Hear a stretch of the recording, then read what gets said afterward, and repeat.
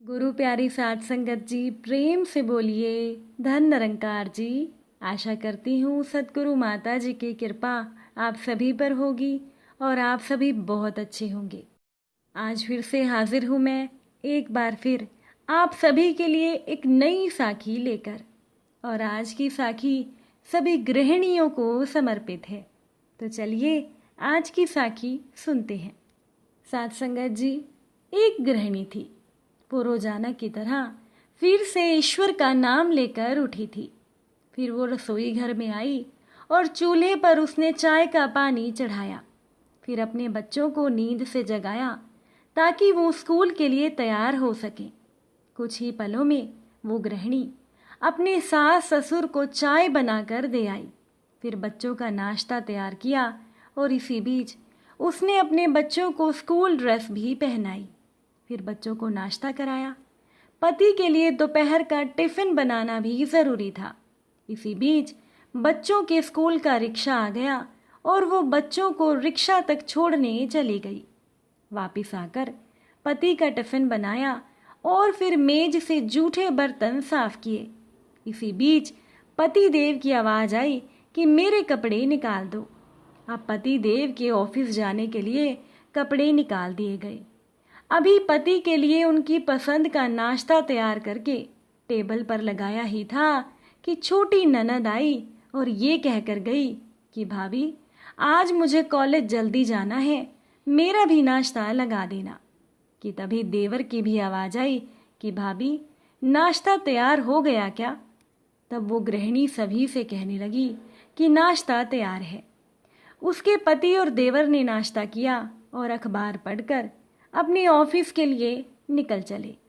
उसने मेज से खाली बर्तन समेटे और सास ससुर के लिए उनका परहेज का नाश्ता तैयार करने लगी।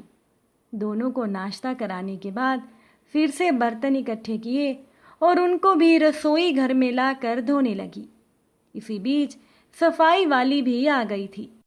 उसने बर्तन का काम साफ सफाई वाली को सौंपकर खुद बेड की चादरें वगैरह इकट्ठी की और फिर से सफाई वाली के साथ मिलकर सफाई में जुट गई। अब तक 11 बज चुके थे। अभी वो पूरी तरह काम समेट भी नहीं पाई थी कि घर की बेल बज गई। जब उसने दरवाज़ा खोला तो सामने बड़ी ननद और उनके पति और बच्चे सामने खड़े थे। उसने खुशी खुशी सभी को आदर के साथ घर में बुलाया और उनसे बातें करते करते उनके आने से हुई खुशी का इजहार करती रही। अब बड़ी ननद की फरमाइश के मुताबिक नाश्ता तैयार करने के बाद अभी वो अपनी ननद के पास बैठी ही थी कि उसकी सास की आवाज़ आई कि बहू, खाने का क्या प्रोग्राम है? जब गृहिणी ने घड़ी पर नज़र डाली तो दोपहर के 12 बज रहे थे। उसकी फिक्र बढ़ गई। वो जल्दी से फ्रिज की तरफ गई, उसने सब्जी निकाली और फिर से दोपहर के खाने की तैयारी में जुट गई। खाना बनाते बनाते अब दोपहर के 2 बज चुके थे। अब उसके बच्चे स्कूल से आने वाले थे। बच्चे भी आ गए। उसने जल्दी जल्दी बच्चों के कपड़े बदले और उनका मुंह हाथ धुलवाकर उनको खाना खिलाया। इसी बीच छोटी ननद भी कॉलेज से आ गई और देवर भी घर आ चुका था। अब उस गृहिणी ने सभी के लिए खाना मेज पर लगाया और खुद रोटी बनाने में लग गई। खाना खाकर जब सभी लोग टेबल से उठ गए तो उसने मेज से फिर से बर्तन जमा करने शुरू किए और उस समय दोपहर के 3 बज रहे थे। अब उस गृहिणी को खुद भी भूख का एहसास होने लगा था कि उसने घर में देखा कि उसके लिए कोई भी रोटी नहीं बची थी। उसने फिर से रसोई की ओर रुख किया कि तभी उसके पतिदेव घर में दाखिल होते हुए बोले कि आज देर हो गई, बहुत भूख लगी है, जल्दी से खाना लगा दो। अब उस गृहिणी ने जल्दी जल्दी पति के लिए खाना बनाया और मेज पर खाना लगाकर अपने पति को रसोई से गर्म रोटी बनाकर लाकर देने लगी। अब तक शाम के 4 बज चुके थे। अभी वो अपने पति को खाना खिला ही रही थी कि तभी पतिदेव ने कहा कि तुम भी खाना खा लो।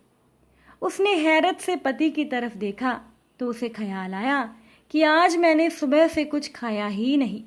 इस ख्याल के आते ही वो पति के साथ खाना खाने बैठ गई। अभी उसने पहला निवाला मुंह में डाला ही था कि उसकी आंखों से आंसू निकल आए। जब पतिदेव ने आंसू देखे तो फौरन उसको पूछा कि तुम रो क्यों रही हो। वो गृहिणी खामोश रही और सोचने लगी कि इन्हें कैसे बताऊं कि ससुराल में कितनी मेहनत के बाद ये रोटी का निवाला नसीब होता है और कुछ लोग इसे मुफ्त की रोटी कहते हैं। पति के बार बार पूछने पर उसने केवल इतना ही कहा कि कुछ नहीं, बस ऐसे ही आंसू आ गए। उसके पति मुस्कुराए और बोले कि तुम औरतें भी बड़ी बेवकूफ होती हो, बिना वजह रोना शुरू कर देती हो। साथ संगत जी, क्या आपको भी लगता है कि गृहिणियां मुफ्त की रोटियां तोड़ती हैं? आपके जो भी विचार हों कमेंट में ज़रूर बताइएगा। साथ संगत जी, एक शादीशुदा लड़की जिसका नाम था अर्चना, वो अपने ससुराल से अपनी माँ से फ़ोन पर बात करते हुए बोली कि माँ, अब कैसी हो आप? अब आप अपना ध्यान खुद ही रखना, मैं तो मायके नहीं आ सकती हूँ। तब उसकी माँ कहने लगी कि हाँ अर्चना, तुम मेरी चिंता मत करो, तुम अपने ससुराल में सबका ध्यान रखना, यहाँ की चिंता मत करना। अब भला बेटी की माँ और क्या कहती। फ़ोन रखते ही अर्चना फिर से घर के कामों में लग गई। आजकल अर्चना की अपने माँ से शाम को ही बात होती थी, क्योंकि सुबह के तो उसके काम बहुत बढ़ गए थे। क्योंकि अर्चना की सास का अचानक से घुटनों का ऑपरेशन हुआ था, इसीलिए अर्चना पर घर की सारी जिम्मेदारी आ गई थी। अभी अर्चना की शादी को 2 ही वर्ष हुए थे, लेकिन अर्चना ने सब संभाल लिया था। अर्चना के ऑनलाइन ऑफिस का काम रात तक चलता था और वो बहुत थक जाती थी, इसीलिए उसने नौकरी भी छोड़ दी। अर्चना का पति वीर यूं तो घर से ही ऑफिस का काम करता था, पर घर पर वो कभी कभार ही मदद किया करता था। वीर की थोड़ी सी मदद भी अर्चना को बहुत ज़्यादा लगती थी। अर्चना की माँ भी खुद को बहुत धन्य समझती थी कि उसकी बेटी अपने ससुराल में सुखी है। एक बार अर्चना के पति वीर को घर से बाहर दोस्तों के साथ घूमने का मौका मिला। जब वीर ने 2 दिन बाहर जाने का प्रोग्राम बना लिया, अर्चना ने वीर की तैयारी शुरू कर दी। अर्चना कहने लगी कि मैं भी घर पर बहुत बोर हो गई हूँ, मुझे भी बाहर जाने का मन है। तब वीर कहने लगा कि एक बार माँ की तबीयत ठीक हो जाए फिर हम बाहर घूमने चलेंगे। अब शाम को अर्चना की सास की बहन का फ़ोन आया। तब अर्चना की सास अपनी बहन से फ़ोन पर कहने लगी कि हाँ दीदी, अब मैं ठीक हूँ। अब तो अर्चना भी घर पर है, घर पर नौकर भी है, ज़्यादा काम तो घर पर होता ही नहीं है, बस 2 समय का खाना ही बनाना होता है। और आज ही वीर बाहर घूमने गया है, बेचारा घर पर बहुत बोर हो गया था। अर्चना को तो दोपहर में 2 घंटे आराम मिल जाता है, लेकिन मेरे बेटे वीर को नहीं मिलता, बस इसीलिए वो बाहर चला गया। बाकी दीदी, काम तो घर पर कुछ होता ही नहीं है। ये सारी बातें अर्चना के कानों तक पहुंच गई। उसे मन ही मन बुरा भी लगा कि मैंने सास और घर के काम के लिए नौकरी छोड़ दी। उनको परेशानी ना हो इसीलिए मैं मायके भी नहीं जाती।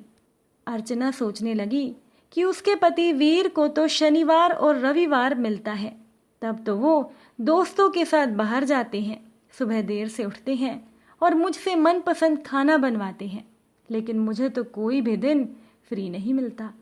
ये सोचते सोचते अर्चना की आंखें भर आई और उसे मायके की याद आने लगी। अपने पति वीर के घर वापस आते ही अर्चना ने वीर को कहा कि शनिवार और रविवार को तुम्हारी छुट्टी होती है, तुम 2 दिन की छुट्टी और ले लो, मैं 4 दिन अपने मायके जाकर आती हूँ। वीर ने अर्चना को कहा कि तुम कैसे जाओगी, यहाँ माँ की देखभाल कौन करेगा। तब अर्चना कहने लगी कि वीर, वो मेरी सास हैं और तुम्हारी माँ, और घर पर काम होता ही क्या है, खाना बनाना ही तो होता है, तो तुम 4 दिन टिफिन लगवा लेना। तुम तो अभी बाहर गए थे, बाहर तो सब खाया ही होगा, या फिर काम वाली बाई को कहना, वो खाना बना देगी। तुम कुछ समय अपनी माँ के साथ बिताओ, ऑफिस के काम के कारण तुम माँ को समय नहीं दे पाए थे। अर्चना ने ये बात सीधे सीधे अपने पति को कह दी। तब वीर ने कहा कि ये मुझसे नहीं होगा, मैं 4 दिन घर पर बोर हो जाऊंगा। तब अर्चना ने वीर को कहा कि हम लड़कियां अपने माँ बाप को पराया कर सास ससुर की सेवा करती हैं और तुम मेरे माता पिता छोड़ो अपने माँ और पिताजी के साथ रहने में परेशान हो रहे हो। अर्चना ने आगे कहा कि अब रोज मुझे दोपहर को आराम मिलता है, लेकिन तुम्हें तो आराम मिलता ही नहीं, इसीलिए छुट्टी लो और आराम करो। माँ के साथ बैठकर बातें करना, उनको समय पर दवाई देना, टीवी लगा देना, थोड़ी पैर की एक्सरसाइज करवा देना, बाकी और काम होता ही क्या है। अर्चना ने अपने पति वीर को कहा कि मेरे माँ और पिताजी भी अकेले हैं और मेरी माँ की तबीयत भी खराब रहती है, फिर भी वो मुझसे कहती है कि तुम ससुराल में सबका ध्यान रखना। अर्चना ने वीर को कहा कि एक बात बताओ, जब एक लड़की शादी करती है तब वो लड़की ससुराल के सारे रिश्ते अपना लेती है, तो लड़के क्यों नहीं अपनाते? लड़के के माता पिता की देखभाल करना बहू का फर्ज है, ऐसा बताया जाता है। तो शादी के पहले वो फर्ज कौन निभा रहा था? अर्चना ने वीर को कहा कि मुझे शिकायत तुमसे नहीं, बरसों से चली आ रही इस सोच से है कि बहू के आते ही उससे इतनी उम्मीद की जाती है कि वो थक जाती है। फिर भी बहू को कहा जाता है कि बहू नसीब वाली है जो ऐसा ससुराल मिला। मैंने नौकरी क्यों छोड़ दी? तुम जानते हो। मैं मायके नहीं जाती, तुम जानते हो। लेकिन ये घर तो तुम्हारा है, माता पिता तुम्हारे हैं, फिर सारी जिम्मेदारी मेरी कैसे? 2 समय का खाना क्या बेटा नहीं बना सकता? 4 दिन अपने माता पिता के साथ क्या बेटा नहीं रह सकता? बाहर घूमने की ज़रूरत तो मुझे थी। मैं इसीलिए ये सब बोल रही हूँ कि अब तो सोचना होगा कि शादी के बाद लड़के के माता पिता का ध्यान रखना बहू की जिम्मेदारी है, तो लड़की के माता पिता की जिम्मेदारी किसकी हुई? और यदि सब खुद के काम करने में समर्थ हैं, तो बहू को जिम्मेदारी के बोझ तले क्यों दबाया जाए? ऐसा कहते ही अर्चना रोने लगी। उसका पिछले 6 महीने का दर्द आज आंसू और क्रोध बनकर निकल आया था। साथ संगत जी, वीर ने अर्चना को कहा कि गलती तो मुझसे हुई है, मैंने कभी तुम्हें समझा ही नहीं, लेकिन अब तुम देखना बदलाव तो होगा। तुम सामान तैयार करो और अपनी माँ के घर पर जाओ, मैं यहाँ सब संभाल लूँगा। वीर ने अपनी पत्नी को कहा कि हम लड़के कभी तुम लड़कियों की जगह रहकर सोचते ही नहीं। अर्चना ने कहा कि वीर, अच्छा लगा कि तुमने मुझे समझा, काश ये बात सभी समझ जाएं। अर्चना की आंखों में आंसू थे, लेकिन तसल्ली भी थी।